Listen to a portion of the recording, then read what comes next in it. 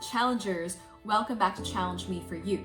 I'm Nazia Basha, and today I want to talk about a very important topic, that is ACING with ACES. And no, I'm not talking about the deck of cards. I'm talking about adverse childhood experiences. I had someone who reached out to me and asked me a question about the social service industry. A lot of people assume that if I say I'm a social worker or I work for a social service agency, it means I work with children who had faced adverse childhood experiences. And that is definitely a very big sector in the social service industry, and I would love to speak on it today. I also have a guest speaker who is going to share some of her talent in the form of music on how she feels she can reach out to children who are facing those adverse experiences. So the term ACES that I used earlier stands for Adverse Childhood Experiences. This term came from CDC Kaiser's study that was done to look at 10 dimensions of adverse childhood experiences. And that was measured, or how they measured trauma was through looking at categories such as physical abuse, emotional abuse, neglect, abandonment, sexual trauma, a parent who was alcoholic or had mental health issues or mental illness, poverty, divorce.